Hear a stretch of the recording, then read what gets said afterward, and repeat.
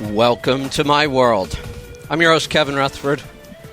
The website is letstruck.com. The show is all about the business of trucking, and today is Destination Health. My co-host is Kim Cockerham. We'll take your calls and answer your questions about everything health. Food, fitness, nutrition, diet, lifestyle, exercise, drugs, disease, training, you name it. We'll talk about it. All you have to do is pick up the phone and ask the question. We're going to get to your questions in just a little bit. Kim, welcome. Hi, Kevin. Glad to be here.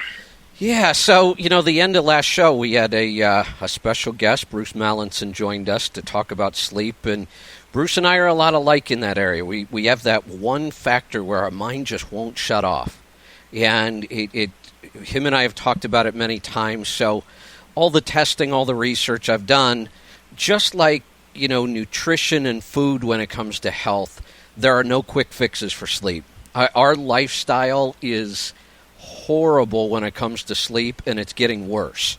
So it's really a matter of doing as many things right as we possibly can. And it's not easy. I talked with Bruce and went through a whole list of things you could do throughout the day, and that was really only about half the list. If you could do all of those every day, your sleep will improve tremendously. But it's one of those things, it's once you break it down and look at it, it's not that complicated to understand, but it can be really, really difficult to put into use every day. It is, and you'll find different things work at different times. I've settled on two things that are like my go-to no matter what. Let's make it three, but I have to have a cool room.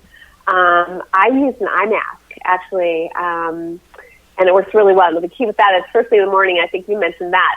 As soon as my alarm goes off, it has to come off so that I let the light slowly wake me up. So like you said, those little tiny lights, like maybe from your, like a alarm clock or, we do have a TV in our room. I know you're not supposed to, but like that cable light, little tiny one is enough sometimes to stimulate your senses. And the other thing's the guided meditation. The guided meditation has really worked really well for me. But you might need to pick, it's an ebb and flow thing. Try different things at different times and be committed to it. That sleep is a priority. That's number one. Yeah, that's really what it comes down to. We'd all love that quick fix. We'd love to just go about our day like we normally do and then have a supplement we could take that'll put us to sleep. There are none. The interesting thing I've found about sleep supplements, now I'm not talking about drugs, I'll talk about that in a second. The interesting thing that I found about sleep supplements, whether it's 5-HTP, melatonin, there's a ton of valerian, kava root. I've gone through all kinds of them. They seem to be pretty effective sometimes when you first take them. And I don't know if that might be the placebo effect, which is absolutely a real thing, or I don't know, but they never seem to last. And I've talked to other people that say, I took that in the first week, I slept great, and now I'm back to sleeping the way I used to. And at some point, I got to the point where I could try every herbal sleep remedy on the market. They did absolutely nothing, not even for one night. So there isn't a supplement. Those things can help in the right amounts. We have to be careful about that. Melatonin's a big one. I see melatonin supplements that are 4 and 5 milligrams, and the optimal dose is like 0.3 milligrams of melatonin. And there's a lot of research that really says melatonin probably isn't going to work for most people anyway. So there are some supplements that can help your sleep, but they're usually not the sleep supplements. It's things like making sure your vitamin D levels are high enough, making sure you're getting enough vitamin B12, and especially early in the day. B12 and vitamin D are two supplements that you almost have to supplement. They're almost impossible to get enough of those out of our food. So those are two supplements I tend to take definitely during the winter time. The B12 I'm now taking every day because it absolutely did help me. But it's like you said, it's being consistent about all of those little things day after day after day. The meditation is a huge help. The problem is it's difficult to get started. It's difficult to get to that point where you're good enough at it that you see the benefits. So you've got to get through that initial, 2 or 3 weeks, sometimes a month, of being, disciplined enough to just go do it even though you don't want to, and it's frustrating. And then you hit that tipping point, and all of a sudden the meditation becomes enjoyable. You look forward to doing it. You feel the effects of it, and that can really help with your sleep. The other interesting thing, I've just finished a really, really good book on sleep. I mentioned it a couple weeks ago, called Why We Sleep. And I'd learned a lot. And it was an interesting read after all the testing I've done.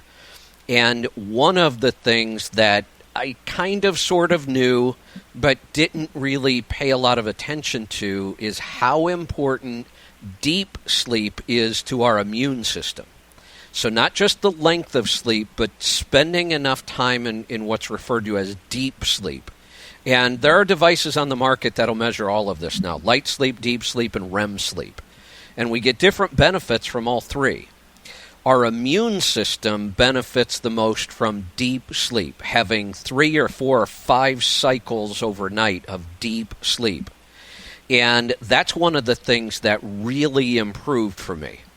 My deep sleep got much deeper and longer, and it was really good timing, because we are in that part of the year right now where everywhere I go, somebody is sick.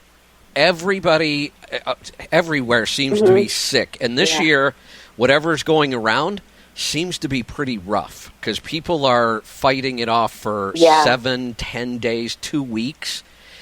And I haven't been sick in a couple of years at all. I mean, maybe a little thing here and there, and then it goes away, and I think, oh, well, that was good. So Christmas Eve, we went to a party, and not a big party, and I didn't do any drinking at all, but I ate late into the night. We stayed up late, and I went to bed, and I woke up at about 3 in the morning, and I've never been woken up out of a sound. When I went to bed, I felt great. I woke up at 3 in the morning. I felt like I was in the grips of a really bad case of flu. My head was pounding. I was nauseous. I thought it might have been food poisoning, but then none of the other symptoms really matched. And I thought, oh, my God, I got the flu, and it came on so hard and so fast. I managed to get back to sleep, and I woke up the next morning, and sure enough, I thought, I'm sick. And I went back to bed, and I spent 20 of the next 24 hours in bed, and when I woke up, it was gone completely. And I really believe that because I had focused so much on sleep for those 2 or 3 weeks prior, that my immune system was strong enough that I was exposed to the virus, I got it, and my body fought it off that well that, and I slept for 20 hours. And I really think that my immune system was strong enough, and by allowing myself to sleep, I just knocked it out in that 24-hour period, and it was gone. I mean, it took me a day or two to really feel like normal again, but I was pleasantly surprised, and I really do believe it was sleep and the immune system that did it. Yeah, and I think we had talked about that even last year, like around the holidays. That was what, and you even talked about that, the flu season in general. Was that people, the stress, their sleep's down, and their immune system's down, and we'll catch anything that comes along and hang on to it longer than we'd like. Yeah, the other thing I learned in the book, the correlation between stress and sleep, we thought it was really high stress that causes you to sleep poorly, which it does. But this researcher who spent his whole life researching sleep believes it really starts the other way around. That poor sleep causes your body to stay in that fight or flight stress mode throughout the day, which then interferes with your sleep the next night, and it's a vicious circle. But he believes you don't fix it by trying to reduce the stress as much as you do by fixing the sleep. So reducing stress is part of sleeping better, but you have to do all those other things we talked about. And he really believes that if you fix the sleep, you will be less stressed throughout the day.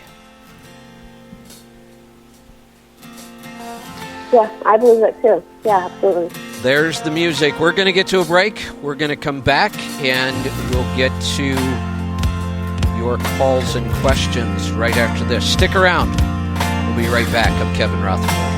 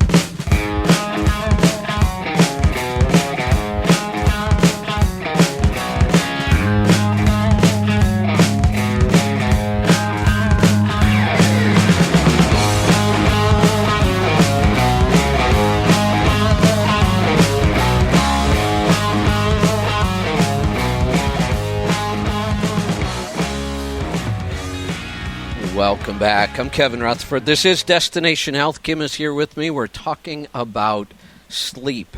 So, Kim, you know, I did some more experimenting over the last couple of nights because that's what I like to do. I know you still wear your Zoom, don't you? I do, but I also my kids bought me a new Garmin watch, multi-sport watch, that also tracks my sleep, and it's very, very similar to the Zoom, except I'm missing the my V-score. Oh, okay, got it. So I've been playing with both of them. Yeah. So that's actually what I was going to talk about, was when we use the Zoom to measure HRV, and we get that, you know, that cool little chart where it shows I think there's nine grids to it. And the higher you are on the grid, the stronger your nervous system is. The more you are to the left in the grid, the more you're in the, you know, rest and digest parasympathetic mode. And the farther you are to the right, the more you're in the fight or flight sympathetic mode. So I've been way up at the top. I mean, very, very strong nervous system. And over the last couple of weeks, I've also taken a lot of time off. You know, I kind of committed that during the holidays, nothing ever gets done anyway. So I was just going to take a lot of time off and relax, not go anywhere, not do anything.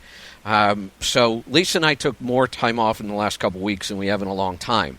And I could see the difference. My nervous system got even stronger, and I'm usually in the top third anyway. And it was very well balanced and really trending towards the rest and digest the parasympathetic mode. So the last couple of nights, I thought, all right, I need to get back to work. I've got some big projects I have to get done. I'm going to cut my sleep short by about an hour to an hour and a half. Because during the last couple of weeks, I was letting myself sleep. I wasn't thinking about a time to wake up. And I was staying in bed some mornings till 7:30, getting 8.5, some nights 9 hours of sleep. And I thought, okay, I'm going to try something. I don't use an alarm clock. All I have to do is say I want to get up at 5 in the morning before I go to sleep, and I wake up at 10 minutes to 5. So the last several nights I've done that. And I've got up between 4:30 and 5 in the morning. My sleep quality has been excellent, but my sleep duration I cut way back. I am still way up at the top for the strength of my nervous system, but I am full-blown in the sympathetic mode now. I am in the fight or flight mode. It's not necessarily a bad thing when you want to get a lot of work done to be in that mode, if you have a nice strong nervous system and you're trending towards that fight or flight, you can get a lot of work done. You just don't want to stay there too long. That's when you start to burn out. Right. That's when Right. you'll lose all that energy in the nervous system. So it was really cool to track that. When I was sleeping and just letting myself sleep as long as I wanted, I was really moving well to the left. And just 2 or 3 nights of cutting my sleep short, even though the sleep was really good quality, I am full-blown in the sympathetic mode. Wow. Yeah, that's the only time that my Z-score and all that would go down. I only got in the red like one time, thank God. But it was sleep related. Yeah. Yeah. It's powerful. You know, we've always known sleep was a big part, but we kind of treated sleep almost like the red-headed stepchild. You know, we would say, sleep's important. But I wasn't putting a whole lot of effort into really making it better, not like I was on the nutrition side. Now, the more I research, the more I test, the more I see, it is really important. And you've said your doctor of Chinese medicine thinks it's more important than nutrition. So did the guy who wrote this book. Mm-hmm. Yep. Oh, yeah, yeah. Yeah. So I wish I had an easy answer for people, but there isn't one. Just like food, there's no easy answer. You just have to do all the right stuff, and you have to do it consistently. And, you know, you just work at it and continue to make it better and better, but there's no quick fix. You know, you've just got to be disciplined at you know, changing some of those habits, making better decisions. And, again, just like the New Year's resolution, don't try to do it all at once. You're going to fail. Pick 1 or 2 things that you're currently not doing and start doing them. You know, pick a couple things that seem like they might be easy to get started and get started. But you got to be consistent, and then you have to keep, as you get comfortable with that habit, then you have to add the next habit. And when you get comfortable with that habit, then you add the next habit. And 3 months from now, if you do these things consistently, you'll be sleeping much better. And, you know, we like everything right now. And some people say, well, 3 months, that's a long time. Yeah, it is. So you could either start now and in 3 months be sleeping better, or do nothing and in 3 months you'll be sleeping just like you are now. And you'll be just as unhealthy. Exactly. Time's going to go by whether you do something or not. Yeah. So Yep. start now. All right. What do you say we get to some calls? That sounds great. Let's get started in Missouri. Mike, welcome to the program. Hi, Kevin. You were talking on a previous show how bad some of these supplements are. I don't know if you've heard of Doc Paisley. He was a Navy SEAL. Now he's a doctor for them. And he was saying how bad that Ambien is. That's what they used to take, the Navy SEALs. Yes. And the effects from that, especially with guys with weapons and explosives and stuff like that, and they do all their work at night, and it's just as bad, I guess, with a truck, you know. Well, I have heard of him. In fact, I wasn't going to let this out yet, but I will. The sleep supplement that I'm taking and really liking, the one with the high vitamin D, is actually his supplement. It's a powder. You make like a tea out of it at night. Okay. Just drink it. And I'm glad you brought up the drug side of it, because I was going to touch on it, and then I'm in that fight or flight mode, so I'm all over the place. I have high energy, but I can't stay focused. The drugs are horrendous. Seriously, they should outlaw them. They're so bad for your health. And the problem is that we sleep for very specific physiological reasons. We have a light sleep cycle, a deep sleep cycle, and a REM sleep cycle, and they do very different things, and hundreds of things are happening while we sleep. When you take any of these drugs, you don't sleep. They don't put you to sleep, they put you into unconsciousness. And during unconsciousness, none of those things happen. So people feel like they're getting more sleep, and they say, well, I know the drug might not be good for me, but I'm sleeping and I really need the sleep.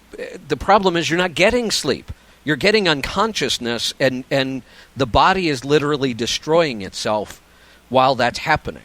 The most, I talked about this last week, I think, Kim, that really, really, really rare disease where people absolutely can't sleep at all, not even for a minute. Yeah. Their brain will not shut off and go to sleep. Once that disease occurs, the person will be dead within 30 to 60 days. Because without sleep, your body will destroy itself. And that's basically what's happening on a much, much smaller scale when you're taking any of these sleep drugs. Now, I'm not talking about the supplements. They aren't all that effective, but they're not hurting anything. But these sleep drugs are putting you into unconsciousness, and your body is basically destroying itself slowly.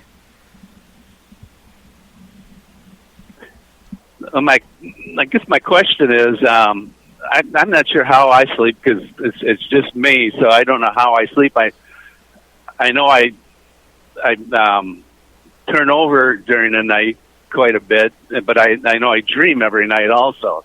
How can I find out what kind of sleep I'm getting? How I can help you with that, because I've tested at least 30 different devices and apps on sleep in the last 3 or 4 years. I've gone back and forth, and I'll test for a while, and I've been pretty extensively testing here lately.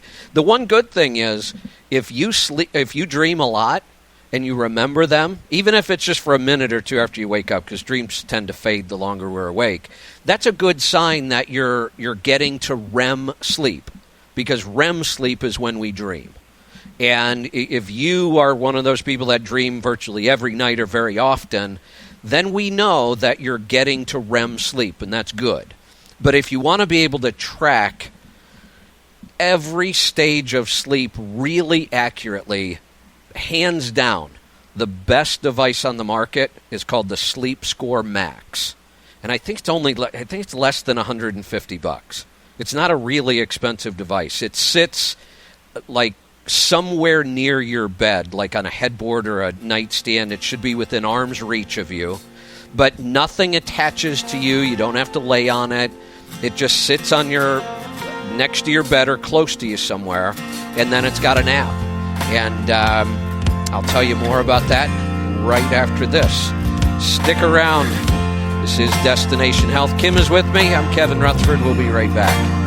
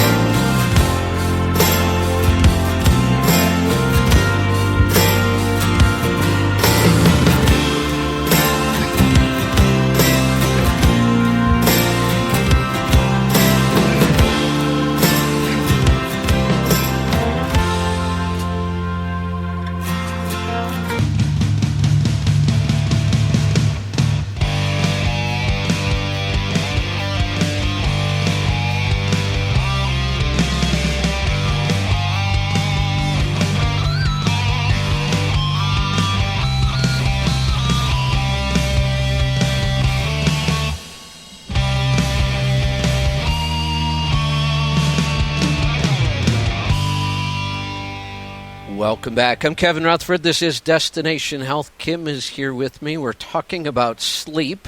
It's the big topic of the day.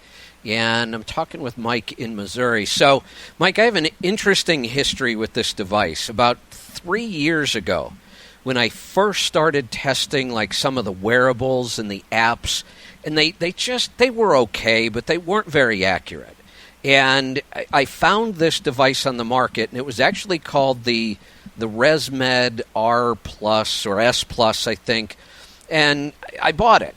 And it was incredibly accurate, and I was shocked, and I loved the thing. And then I read an article right after I got it where they tested all the sleep devices on the market, and they tested them in a sleep lab, and they tested them against, the really precise sleep equipment they use in labs where they wire you all up with electrodes.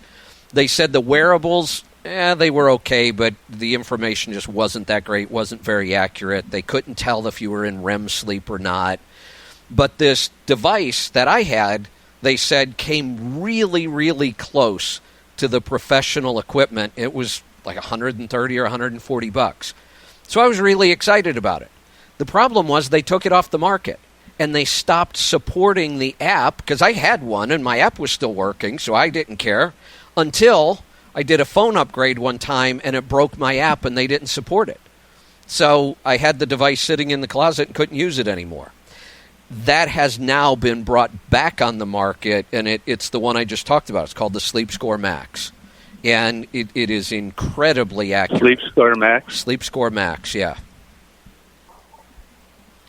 Okay, I've got one other question that's not on sleep, if I can. Sure. I've never had a problem with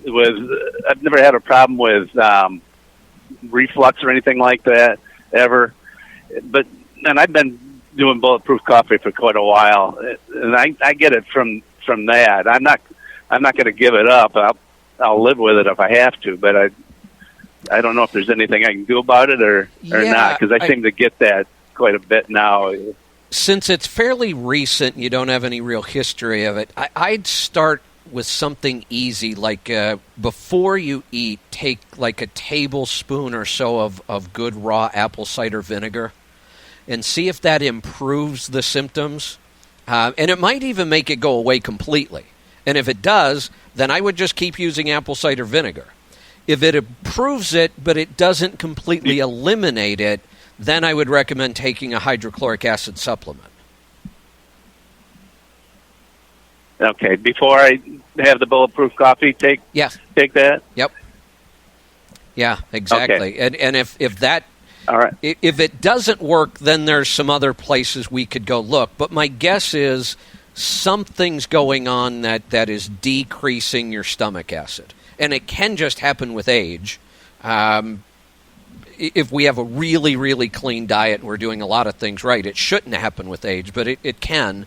And normally heartburn is caused by too little stomach acid, not too much. So the apple cider vinegar will actually stimulate your stomach to produce more acid, and it's just a quick, easy way to test to see if that is the problem.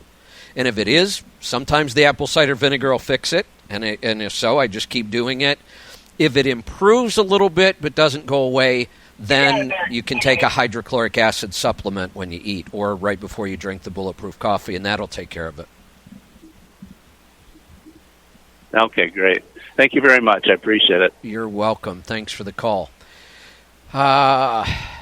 Let's see. We're going to head off to Washington. Jared, welcome to the program.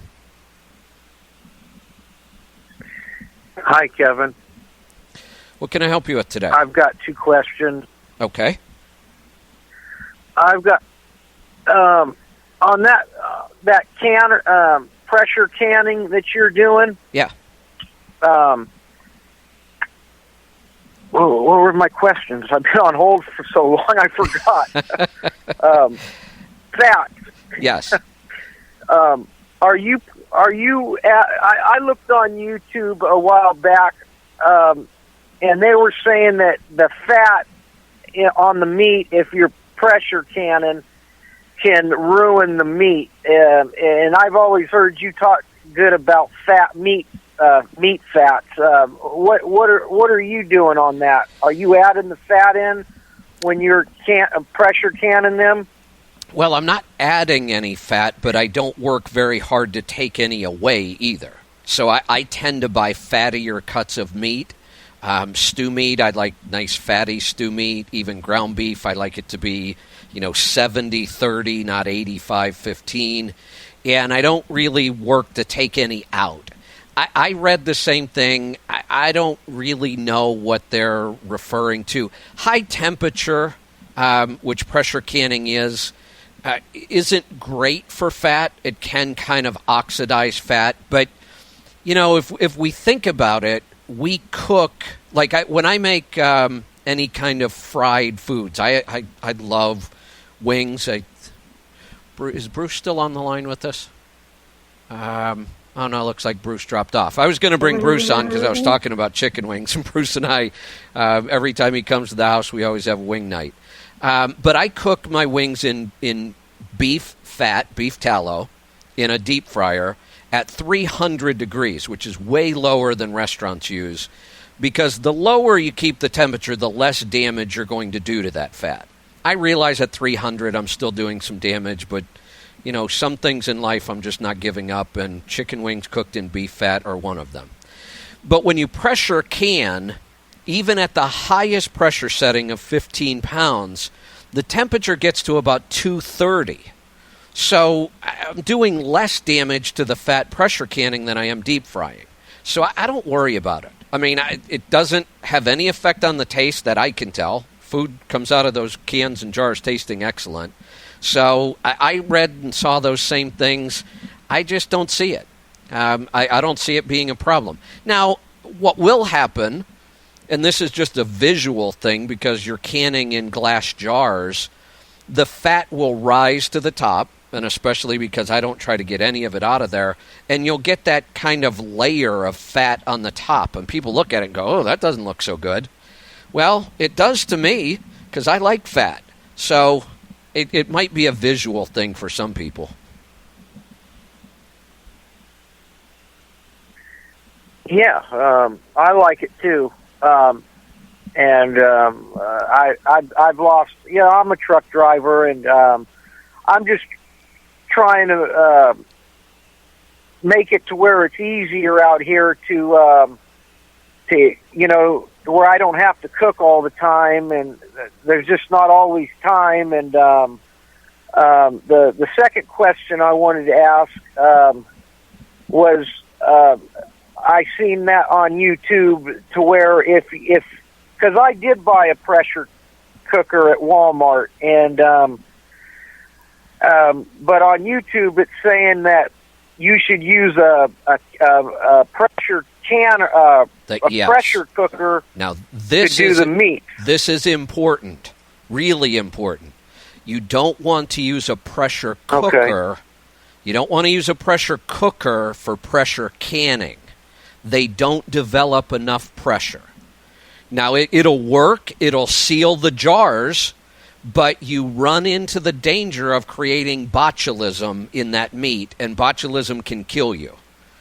So the pressure cookers, like the Instant Pots and those kind of things, which I love for cooking.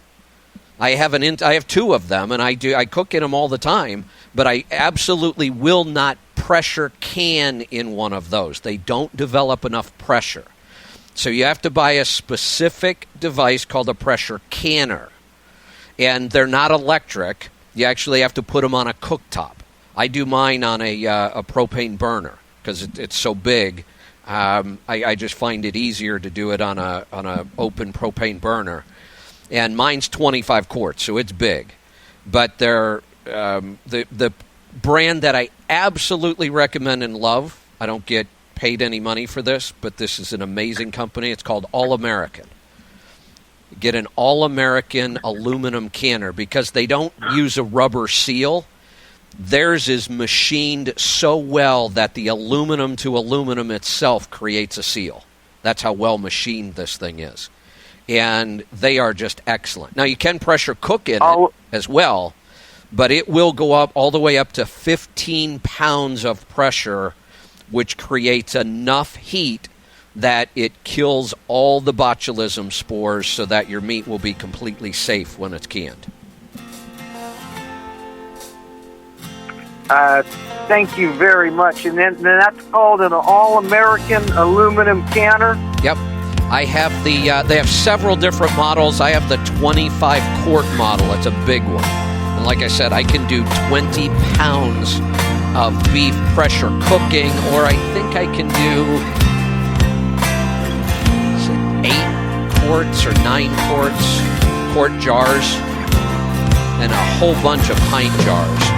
So it's a lot of capacity. I think if I'm going to take the time to do it, I want to be able to get as much done at one time as I can.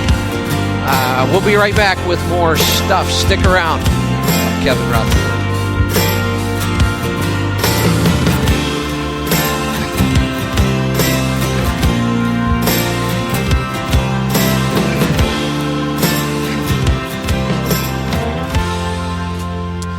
right, I'll give everybody a quick heads up. We dropped a whole bunch of calls, and I've got one more segment. Kim and I can always talk for a segment, so it's no big deal.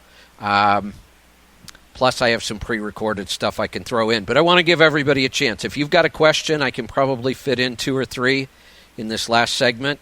I'll give you a couple minutes to jump in here. And if you got a question, press 1 on your phone right now. We'll get to it. And I've got one, so we'll stick around for one. If you want to jump in, there's still some room.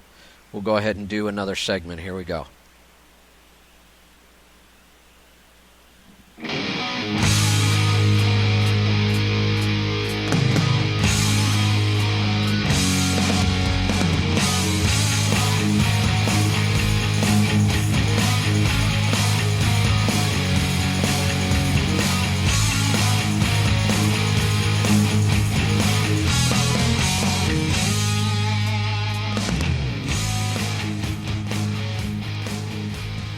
Welcome back. I'm Kevin Rutherford.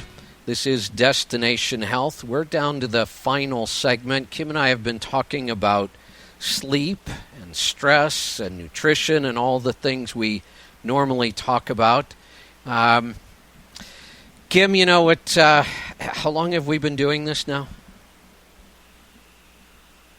Oh, gosh, we passed our 3-year anniversary in November. 3 years. Past 3 years now.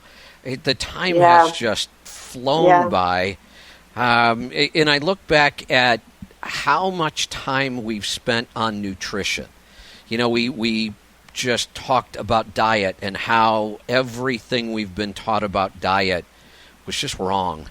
The whole fat thing, the whole cholesterol thing, the salt. I mean, all the things that we were told were so bad for us. Turns out that those are the things that are really good for us. You know, we have to make sure they're good quality fats, good quality salts.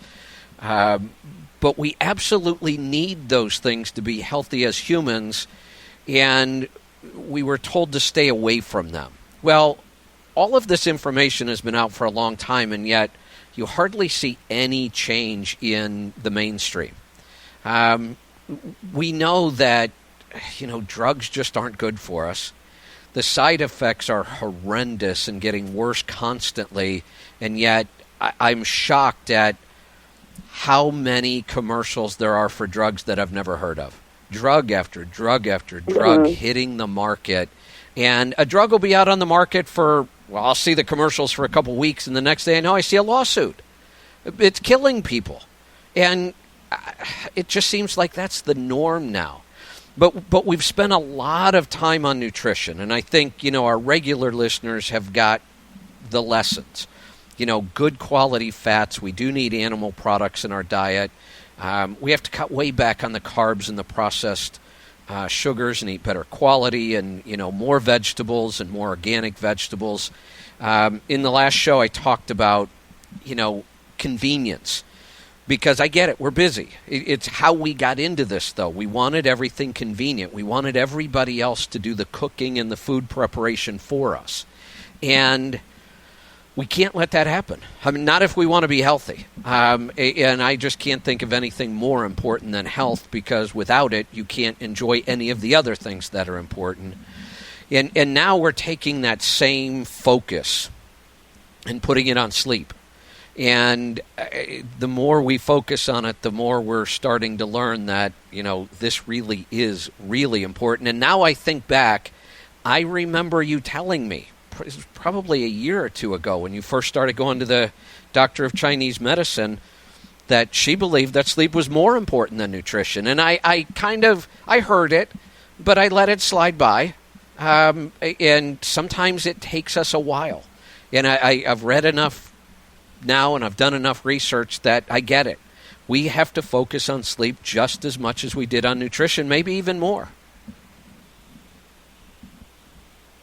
Yeah, and we have to give ourselves permission, too. I think a lot of us feel that if we sleep, you know, the 8 to 9 hours or whatever, you know, optimal for ourselves, that we're being lazy. You know, we've heard people quote, "I'll sleep when I'm dead." Well, it's kind of ironic. Yeah, it is ironic. that lack of sleep could lead you there a little quicker. That's right. Yeah. Give yourself permission to sleep. Give yourself permission. Yeah, we have been in this society where it was like a badge of honor to say, I've only been sleeping 4 hours all this week. I've been so busy. And we think that that's a great thing. It's absolutely not. It will kill you. And it will, you're right. That's a very ironic quote.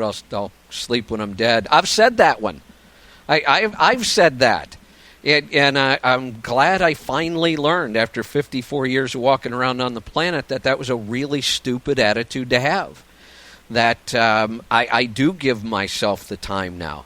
And, if I am really busy and I have a project, I don't know that I'm going to cut that 1 hour of sleep even. I've read some research where just 1 hour less of sleep.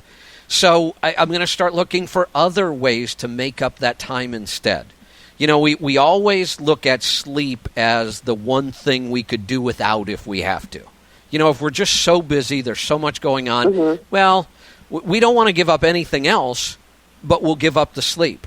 And that is a really, really big mistake. So I'm glad that I finally got that one right. Hey, we've got a caller. Let's get to a question. We're going to head off to Georgia. Mike, welcome to the program. Hi guys, great show. Just wanted to find out more information about the brain health webinar that's coming up. If you had some information to give us where to look for it. I'm sorry, say that again. We talked about a webinar earlier on in the show that's coming up where the guy is going to have this tell us about the brain health. Yeah, Dr. Mark Hyman. Let me see if I can find the information on that. Kim, I'll send it to you, and if we could get it posted up on the Destination Health page. Absolutely. Okay. I don't know why I'm not finding the email. I just had it here.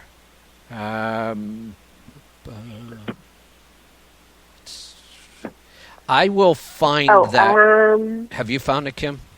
I think I got it. Okay. Yeah, I had an episode about the broken brain epidemic. Is that the one that you're... Yes. Yeah. He's going to have like 8 shows on it. Yep, that's the one. Okay. Yes. Yeah, we'll get that up on Destination Health on the Facebook page. Well, thanks a lot. Yeah, I think it's actually brokenbrain.com, I think. So I'll get that posted. Okay. Oh, lovely. Okay. Perfect. All right. So, Kim, one other thing I wanted to talk about before we wrap this up. I had it on my notes, and I said that I was in that high-energy fight-or-flight mode, which makes me a little flighty. I can't seem to focus on one thing at a time. And this is interesting. I've said, you've probably heard me say this years ago, even before we got into the health thing. I've always said, I suck at multitasking. I can't do it, so I just don't. And I used to think that was maybe even a flaw, because kind of like that whole thing, well, I'll sleep when I'm dead. People who can multitask really well or believe they can feel like they get a lot more work done. I just couldn't do it, so I don't. I realize I'm really bad at trying to do 2 things at once, much less 3 or 4. So I almost never talk when I drive. I can't have a TV on or noise in the background when I read, not even music with lyrics. I will listen to things like Yanni or, Baroque music or even jazz with no lyrics. That helps me read, but anything with lyrics, it affects my reading. If I'm working on one thing, anything, my email is turned off. Text messaging is a challenge for me because that's how we communicate in our company because we're all scattered all over the place. But there are times when I just turn that off and I ignore it because if I have to get something productive done, those things really bother me. And a 30-second text message, and I can lose 10 or 15 minutes of concentration to get back to where I was. Well, it turns out They did a very large study on this. It was in the Harvard Business Review. First off, multitasking is technically impossible. You can't do it. We do what is referred to as task switching. It's impossible for your brain to think about two things at once. It can't do it. What you can do is if you're doing something physical, like putting things together or knitting or anything physical, and you get really good at it, your brain can do that on autopilot maybe while you watch TV or do something else. But that's one physical thing and one mental thing. We can't do two mental things. It's physically impossible. It's been proven. It's mentally impossible. So you do task switching. Your brain goes back and forth, and sometimes it does it really quickly. Every time it switches back and forth, you lose data. So first off, it's impossible. You can't do it. And this review says you should absolutely stop trying to do it because there is a 40% drop in productivity if you try to multitask rather than focus on one thing till it's done. And multitasking would be answering an email or a text while you were working on something else. Huge amounts of increased stress, and get this, a 10% drop in IQ. Huh, So that's interesting. I'm a terrible multitasker. Quit I own it. Quit the multitasking because it's not good for you. Here's the other statistic. The average worker only spends 20% of their time on crucial and important things. 80% of the workday is spent on things that have little or no value.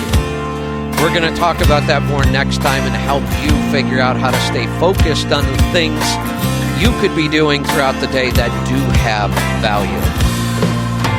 Thanks for joining us. We'll see you next time. Thanks, Kim. This is Destination Health. Kevin Rutherford. Be safe, be profitable, be fit and healthy. Always do the hard work and master the journey.